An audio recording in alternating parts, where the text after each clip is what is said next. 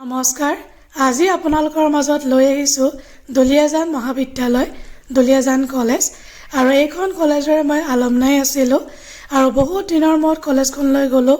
খুব এটা ধুনীয়া অনুভৱ, বহুত আৱেগিক হৈ পৰিছিলোঁ, নষ্টালজিক হৈ পৰিছিলোঁ, কাৰণ বহুত বছৰৰ মূৰত মই কলেজখন দেখা পালোঁ।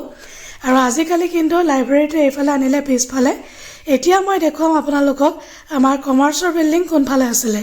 আৰু এইফালেদি আপোনালোকে গৈ থাকিলে শেষত এটা বিল্ডিং পাব, সেই বিল্ডিংটো হৈছিলে আমাৰ কমাৰ্চৰ বিল্ডিং।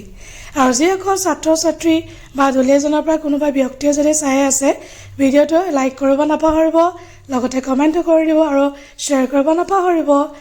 এতিয়া মই আপোনালোকক জনাওঁ যে মই দুলীয়াজান কলেজ কিয় গৈছিলোঁ।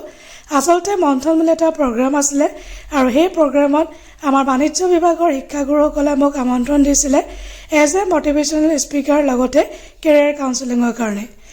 আৰু ছাত্ৰ ছাত্ৰীসকলৰ লগত ইণ্টাৰেকশ্যন কৰি খুব এটা ভাল লাগিলে, ধুনীয়া এটা অনুভৱ। আশা ৰাখিছোঁ তেখেতলোক উপকৃত হ'ব বুলি। আৰু খুব ধুনীয়া গ'ল প্ৰগ্ৰামটো, ভাল লাগিলে।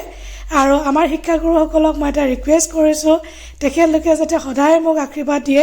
আৰু আজি মই যি আছোঁ তেখেতলোকৰ বাবেই আছোঁ, আৰু সদায় যাতে মোক এনেকৈ আশীৰ্বাদ দিয়ে, জীৱনত যাতে মই আগুৱাই যাব পাৰোঁ।